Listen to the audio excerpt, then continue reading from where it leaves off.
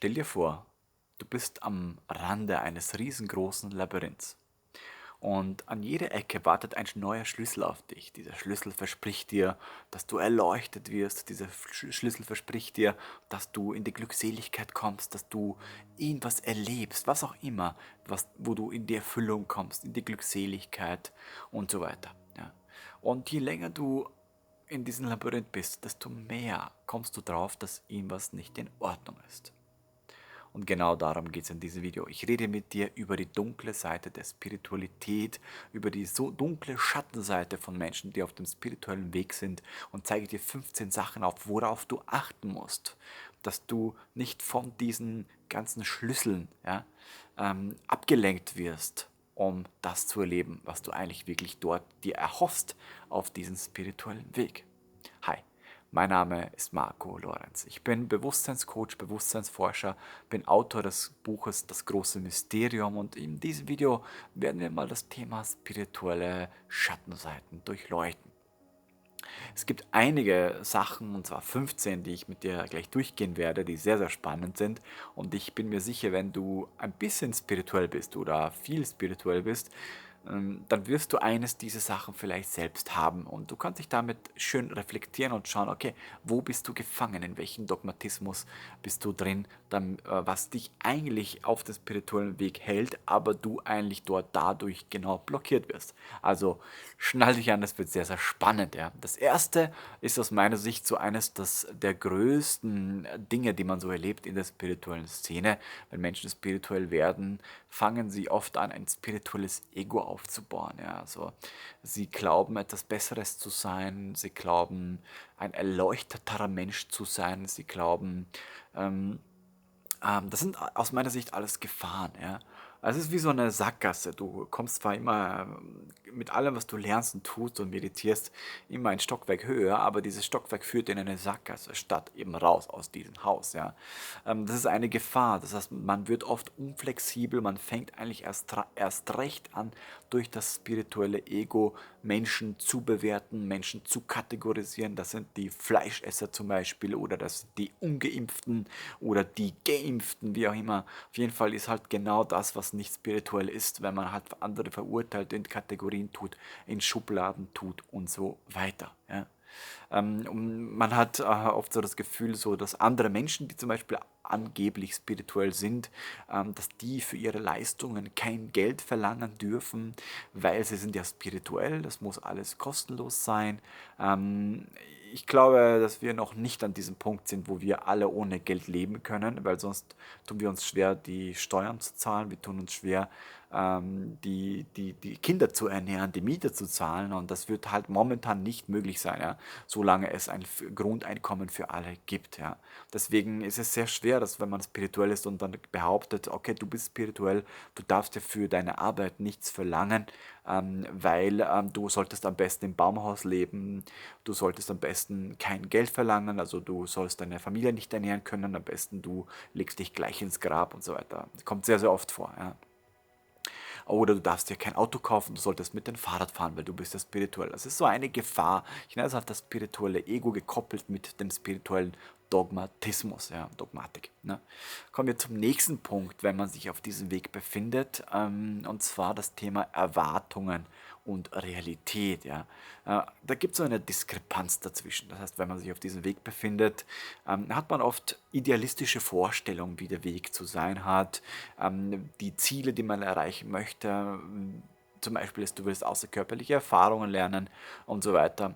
Aber wenn man sich dann der harten Realität stellt, dann kommt man drauf, das ist viel, viel schwieriger für den Individuellen. Also für den einen ist es einfach, für den anderen schwieriger.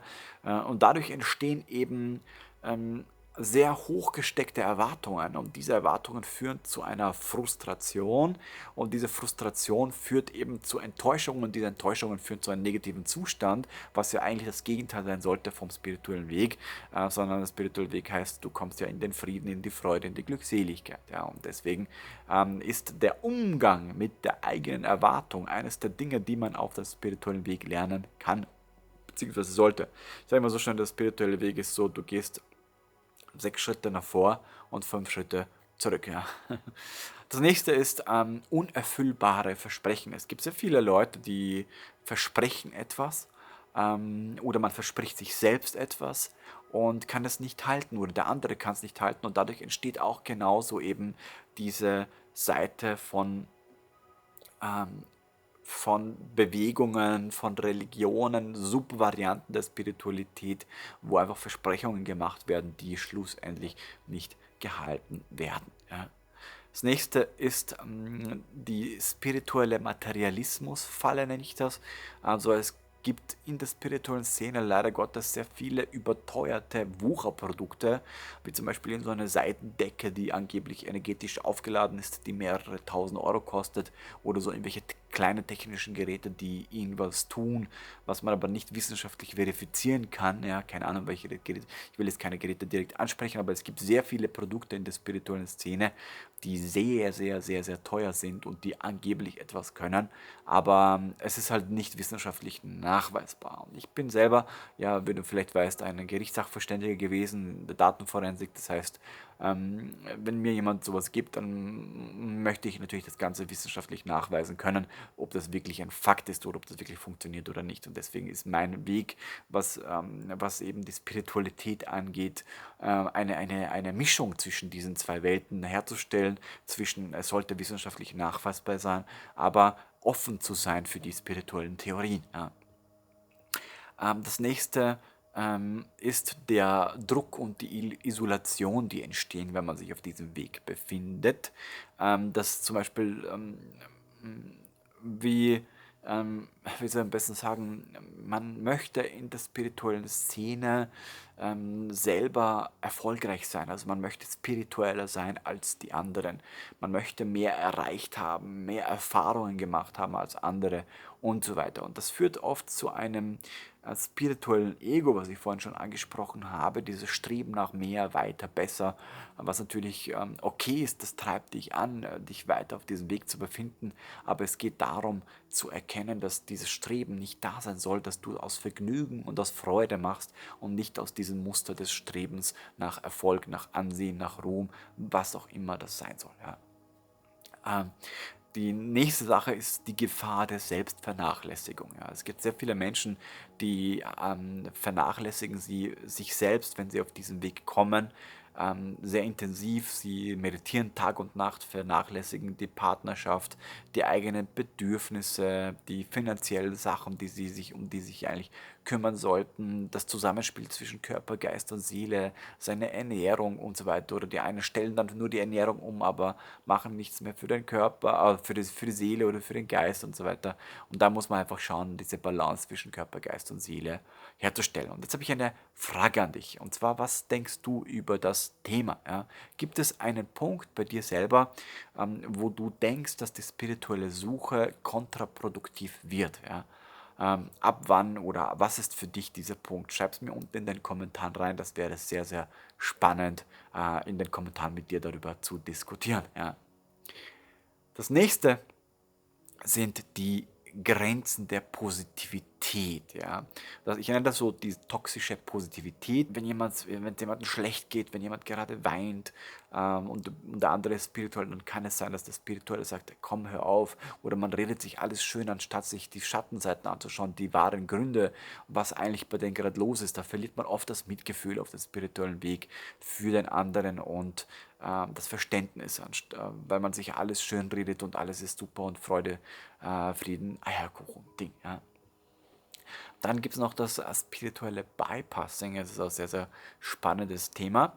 Das sind Menschen, die eben spirituelle Praktiken nutzen, um eben emotionalen Problemen aus dem Weg zu gehen, sich nicht damit auseinanderzusetzen. Also man hat seine Themen und man redet sich alles spirituell weg, damit man eben sozusagen das Thema nicht mehr sieht, nicht mehr hat und alles ist gut. Im Grunde verdrängt man das. Ja. Und da muss man halt auch darauf achten, ob man da in diesem Film gefangen ist. Ja. Dann Gibt es noch ein riesengroßes Thema, ja, vor allem in der spirituellen Szene, und zwar das Thema ich nenne es kritische Auseinandersetzung mit spirituellen Lehrern. Es gibt sehr viele spirituelle Lehrer, die ihre eigenen Weltbilder auf ihre Community überlagern. Wenn du mich kennst und meine Videos verfolgst, dann weißt du, dass ich immer sehr neutral bin, so gut es geht, und alles, was ich sage, versuche immer aus der eigenen Erfahrung heraus zu sagen, aber selber sehr offen bin für andere Meinungen, und deswegen ist einfach wichtig, dass man keine Community bildet, wo man denen sagt, wie etwas zu sein hat, ja. Sondern für mich ist wahre Spiritualität diese wahre Offenheit, du hast ein Rufzeichen und daneben ist ein Fragezeichen, und immer offen zu sein für ein anderes Konzept, ja. Wenn man sagt, so ist es und alles andere lassen wir nicht zu, dann wäre es ja schon eine Religion, und das ist sozusagen dann nicht mehr spirituell, und da muss man auch drüber nachdenken, ja. Das nächste ist, dass man eben diese Balance zwischen der Spiritualität, also zwischen den spirituellen Zielen, in Kombination mit seinen weltlichen Zielen oft vernachlässigt, oder wo die Wege dann auseinandergehen und wo in dir drin eine kognitive Dissonanz stattfindet. Das heißt, ein Anteil von dir sagt, okay, ich bin spirituell, ich sollte so und so viel meditieren, und ein anderer Anteil sagt, ich müsste eigentlich dieses Geld verdienen, dass ich meine Familie und meine Kinder und so weiter ernähren kann und die Miete zahlen kann. Und da kämpfen innerlich diese zwei Programme miteinander, und das führt eben zu Frustration, zu negativen Zuständen, weil man halt nicht weiß, was ist das Richtige für dich. Und deswegen ist es eben da sehr, sehr wichtig, eben eine Ausgewogenheit zu haben und diese Ziele, die spirituell sind, vielleicht ein bisschen zurückzustecken, und auch die weltlichen Ziele, die man hat als Mensch, als Ego, ja, als ein eigenes System, als eine Identität, die man hier hat, weswegen man ja auch schlussendlich hier ist, zu vereinen und das auf den spirituellen Weg miteinander zu verknüpfen, damit man sozusagen dann in Einklang damit geht, und dass diese inneren Programme gemeinsam in eine Richtung gehen. Ja. Das nächste ist eben der Konflikt zwischen Glauben und zwischen Wissenschaft. Und es ist eben wichtig, dass diese ganzen spirituellen Überzeugungen, die da sind, dass man sich auch der Wissenschaft öffnet, weil viele sagen, ja, das ist so und so, oder mit den Chakren oder was auch immer, das ist so und so, aber die Wissenschaft hat entweder noch nicht herausgefunden, oder es ist einfach nicht wissenschaftlich nachweisbar, was auch nicht bedeutet, dass es nicht stimmt, ja, sondern da muss man diesen Weg finden, offen zu sein für Wissenschaft, ja, aber auch, dass die Wissenschaft offen ist für spirituelle Theorien, die ja sozusagen aus erweiterten Bewusstseinszuständen kommen. Und wir wissen ja, dass der Einstein, Tesla und diese ganzen Edison und diese ganzen Leute in erweiterten Bewusstseinszuständen ihre großartigsten Ideen hatten, dass eben aus solchen Zuständen Großes auch entstehen kann, ja, oder Probleme gelöst werden, die viele Menschen seit vielen Jahren beschäftigen. Und deswegen finde ich, man sollte eben zusammenarbeiten, Wissenschaft und Spiritualität. Ja. Dann gibt es noch die psychologischen Aspekte, ein sehr, sehr wichtiges Thema. Und zwar gibt es sehr viele Menschen, die extrem spirituell von Sachen überzeugt sind. Ja? Und das führt halt oft zu Angstzuständen. Zum Beispiel, man ist davon überzeugt, dass es Dämonen gibt, oder dass es irgendwelche Menschen gibt, die negativ sind und so weiter, oder die böse Macht hinter den Ganzen.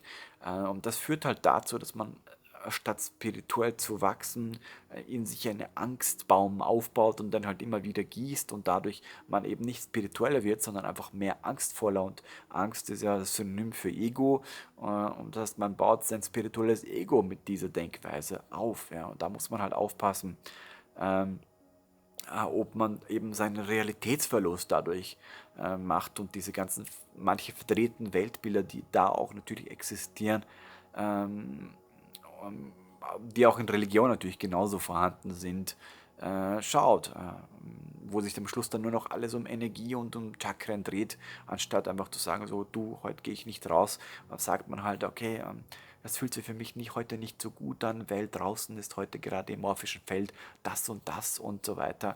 Und dann ist man halt komplett so abgeschottet von den Menschen und baut sich so eine Art Isolationssystem auf. Ja. Und ich sage, jeder kann tun, was er will, ne? Aber das sind nur Dinge, die ich hier in diesem Video einfach preisgebe, dass man einfach sich selbst ein bisschen reflektieren kann und sagen kann, okay, vielleicht muss ich bei diesem Pendel da ein bisschen mehr in die Mitte und bei denen ein bisschen darüber und so weiter, um das einfach in Einklang mit dir selbst zu bringen. Ja? Weil man sich da sehr schnell verlieren kann natürlich. Ja? Dann eines der nächsten großen Dinge ist die Vernachlässigung der Partnerschaft. Also viele Menschen, die anfangen zu meditieren, sich in das Thema einzulesen, viel lesen, irgendwelche Übungen machen, spirituelle Praktiken, verlieren oft die Beziehung zum Partner, und das führt immer oder oft dazu, dass man dann in zwei Welten lebt. Der eine ist sozusagen noch in der weltlichen Welt und der andere ist sozusagen auf seinem spirituellen Pfad und entwickelt sich komplett in andere Richtungen, ja, was eher auf der einen Seite auch okay ist, ja, aber es geht ja auch darum, wenn man jemanden wirklich liebt, dass man Zeit mit ihm verbringt und gemeinsam diese Sachen macht und gemeinsam sich entwickelt, damit man eben nicht die Beziehung, dass man sozusagen sein eigenes Leben lebt in der Beziehung, sondern gemeinsam eben etwas erschafft oder sich selber gegenseitig entwickelt, ja, in der Hinsicht. Ja. Dann ein wichtiger Umgang ist das Thema mit dem Scheitern. Ja? Das heißt, man scheitert an irgendwelchen Dingen, scheitert, weil man keine luziden Träume eingeleitet hat, keine außerkörperlichen Erfahrungen oder weil man die Erleuchtung noch nicht erlebt hat und so weiter und so fort. Und das führt oft dazu, dass man ja, dieses sich selbst verurteilt und diese ganzen Sachen. Und das ist sozusagen auch nicht das, was der spirituelle Weg von dir verlangt und erwartet, sondern es sind immer die eigenen Erwartungen, die man sich selbst stellt an sich selbst, damit man sozusagen das erreicht. Und wenn man halt aber auf der anderen Seite ist es auch gut, wenn man auf diesem Weg ist, dass man halt sich selbst durch diese ganzen Fallen, die dort auf einen warten, sich dem stellt und sich daraus herausentwickelt und aus diesem Bewertungssystem selber rauskommt, wenn man es erkennt, was das Problem dahinter ist. Ja.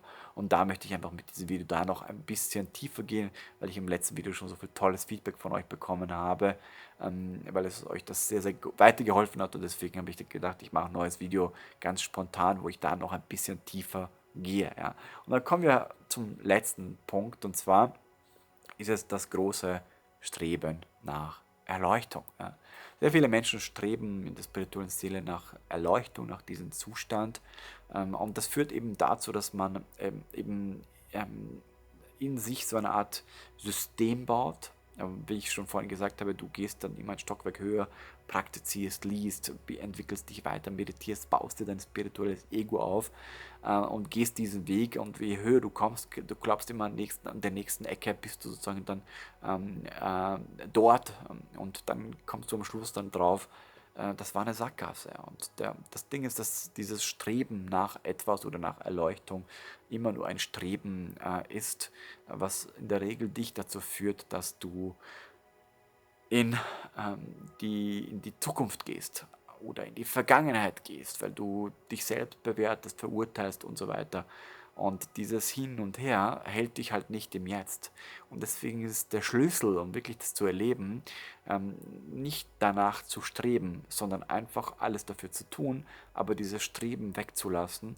Und es geht darum, in das Jetzt hineinzukommen, in diesen einen Augenblick, in dem sich das alles abspielt, anstatt durch das Streben in irgendwelchen Fantasiewelten und hätte gern, möchte gern Ketten zu sein, die der Grund sind, warum du eigentlich nicht in diese Erleuchtung hineinkommen kannst. Und deswegen ist mein Tipp, den ich hier noch mitgeben möchte, einfach dieses: Lass los von diesen Streben nach etwas, von diesen Zielen, die vielleicht für dich hochgesteckt sind, und fokussiere dich mehr auf das, was jetzt in diesem einen Augenblick abgeht, bei dir, in dir, mit deinen Gedanken, mit deiner Wahrnehmung, mit deiner Reflexion. Und dort wirst du dich selbst erkennen und realisieren, was eigentlich abgeht und wer du eigentlich bist. Und so kommst du auch in diesen Zustand hinein. Das ist so mein Tipp. Ja.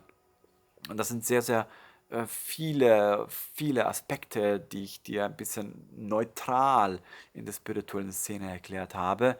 Um da noch neutraler zu werden, gibt es eine wundervolle Ressource, die ich geschrieben habe, und zwar das große Mysterium, ein Buch, wo ich dich begleite, also wo du mich begleitest auf meiner spirituellen Reise in anderen Dimensionen, wo mir dieses Wissen, was ich dir auch gerade vermittelt habe, sehr, sehr ausdrücklich erklärt wurde, aus einem anderen Bewusstseinszustand.